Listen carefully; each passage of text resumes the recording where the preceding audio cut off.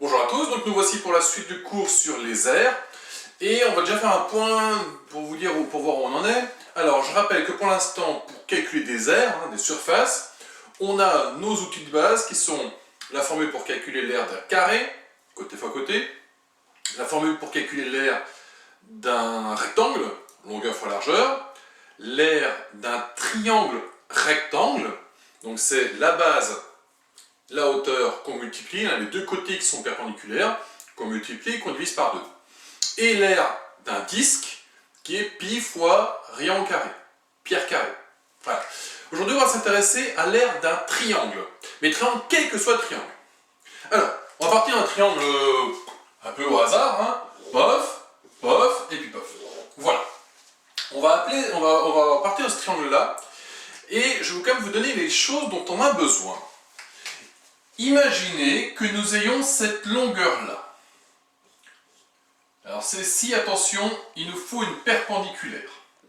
Alors, cette longueur-là, elle part d'un sommet, elle est perpendiculaire au côté opposé.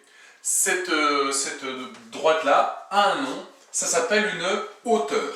Donc on va l'appeler H. H, et H c'est une hauteur. Voilà. La hauteur, ça part d'un sommet et c'est perpendiculaire au côté en face. Alors quand on a défini une hauteur, on a associé forcément ce qu'on appelle la base. La base, c'est le côté qui est perpendiculaire à la hauteur. Bon, alors maintenant vous allez voir, il y a un petit intérêt à ça. Imaginez que l'on ait, alors vraiment juste pour les calculs, après on n'aura plus besoin, cette longueur-là, jusque-là, qui s'appelle A, et cette longueur-là, donc on s'arrête ici, ça c'est A et ça c'est B. Si on voulait calculer l'aire de notre triangle, à ce moment-là, on pourrait se dire, c'est l'aire du triangle de gauche, là, plus l'aire de mon triangle de droite, qui est ici. Alors l'aire de mon triangle de gauche, ça tombe bien, c'est un triangle rectangle, donc ça je sais calculer. Donc je fais les deux côtés qui sont perpendiculaires, je les multiplie. Donc à gauche, ça ferait A fois H, et je divise par 2 puisque c'est un triangle rectangle. Et à droite, c'est B fois H, et que je divise par 2 également. Et donc, une fois que j'ai calculé mes deux triangles rectangles, je les ajoute. Bon. Alors, je vais écrire ça sous une meilleure forme. Je vais l'écrire cette forme-là. A sur 2 fois H. Et puis là aussi, B sur 2 fois H. Hop, et je multiplie. Alors, où est l'intérêt de ceci? D'abord, il faut savoir que c'est vraiment la même chose. Multiplier donc A fois H sur 2. Et donc, en fait, c'est je multiplie 2, puis après je divise par 2. Ou alors, c'est je divise d'abord celui-là par 2 et je multiplie par l'autre. C'est exactement pareil. Et puis là, si vous regardez, j'ai le H qui apparaît dans les deux. Alors, je vais vous écrire ceci. Alors, c'est ce qu'on appelle une factorisation. On l'a déjà vu en classe, mais pas vraiment avec plein de lettres comme ça. Donc, je vais juste essayer de vous faire comprendre que cette égalité elle est vraie, parce que de là à là, c'est vrai. Alors, il suffit de faire plutôt l'inverse. Il suffit de faire une distributivité. Vous savez, là, j'ai un terme entre parenthèses, multiplié par un terme. Donc, si je veux enlever les parenthèses, je fais une distributivité. C'est-à-dire que le H, je le multiplie par ce terme-là. Donc, ça fait A sur 2 fois H. Ah ben, ça fait bien ça. Et le deuxième, c'est B sur 2 fois H. C'est bien celui-ci. Autrement dit, c'est la même chose. Donc, écrire ceci, je rappelle que c'était l'aire de ma figure totale, c'est pareil que ceci. Mais, après, qu'est-ce que je vois là? A sur 2 plus B sur 2, ils ont le même dénominateur. Je peux les ajouter ensemble, ça fait A plus B sur 2. Fois H. Bon. En écrivant encore différemment, je peux écrire A plus B fois H sur 2. Pour la même raison que tout à l'heure là. Et bien A plus B fois H sur 2. À quoi ça correspond concrètement dans ma figure? Et bien si vous regardez dans la figure, A plus B c'est cette longueur là. H, c'est cette hauteur-là, et je divise par 2. A, ça veut dire que je multiplie la base et la hauteur et je divise par 2. Et bien voilà la formule pour l'aire d'un triangle. La formule pour l'aire d'un triangle, quel que soit le triangle, c'est base fois hauteur divisé par 2. Donc je rappelle, la base, c'est un côté, n'importe lequel.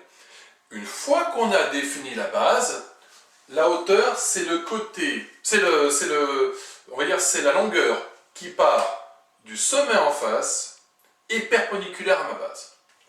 Donc si je prends n'importe quel autre triangle, je vais prendre celui-ci,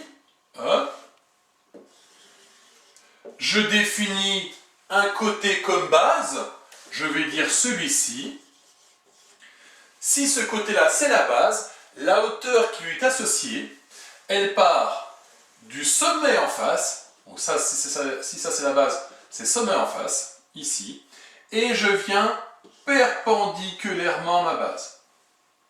Donc, à ce moment-là, si je veux calculer l'aire de cette figure-là, je fais la base, ce côté-là, fois la hauteur, ici, et je divise par 2. Bon, j'ai pris ce côté-là comme base. Qu'est-ce qui se passe si au lieu de prendre ce côté-là, je prenais celui-ci?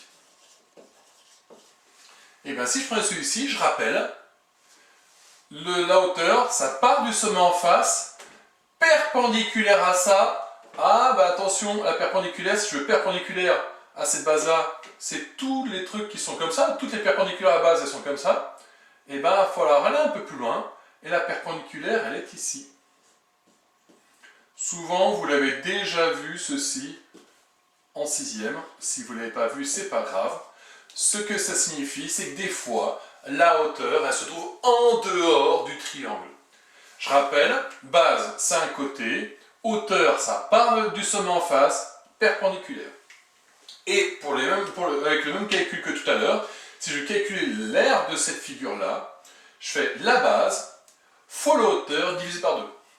Sous-entendu, juste avant, quand j'avais pris ça comme hauteur et ça comme base, donc je vais l'appeler hauteur 2, base 2, avec un indice. Ce que ça signifie, c'est que base fois hauteur, c'est de là. Ça donne l'aire de la figure. Et je prends l'autre base fois l'autre hauteur, ça fait aussi l'aire de la figure. Autrement dit, ça fois ça divisé par 2, c'est pareil que ça fois ça divisé par 2. Bon, c'est pas forcément très utile, mais c'est bon à savoir. Ne vous dites pas, il faut absolument que je trouve ce côté-ci. N'importe quel côté suffit. Mais à partir du moment où on a un côté, il lui faut la hauteur qui lui est associée. C'est tout. Donc, voilà, n'hésitez pas à regarder plusieurs fois cette vidéo pour comprendre ce qui se passe. On prend un triangle, on choisit un côté comme base, vérifions bien si on a la hauteur qui va avec. À ce moment-là, on multiplie la base par la hauteur et on divise par 2. Pour vendredi 27, c'est-à-dire que vendredi dans 3 jours. Comme d'habitude, vous avez un exercice. Alors là, la feuille d'exercice va être un tout petit peu plus longue. Vous avez 3 exercices à faire. Donc je vais vous les montrer. Ils sont ici. Donc vous avez 2 figures. Là, ça va aller super vite. Ce sont 2 triangles dont il faut calculer l'aire. Ici, vous avez encore 2 figures dont il faut calculer l'aire. Voilà, un tout petit peu plus compliqué, mais pas tant que ça. Et le troisième, et bien là, je vous demande, qu'est-ce que je peux dire de l'aire verte et de l'aire bleue? On discutera des conséquences du dernier petit exercice. Alors cette feuille-là, je ne vous demande pas de la regarder directement en vidéo, je vais la poster. Vous trouverez de toute façon dans la section 5e de lesmathscestlavie.yn.fr. Si vous voulez y accéder facilement, vous faites collège-mallarmé.fr et vous tombez sur ce site-ci. Donc voilà. Donc pour vendredi, vous avez cette feuille d'exercice là. Et d'ici là, moi je vous dis bonne semaine!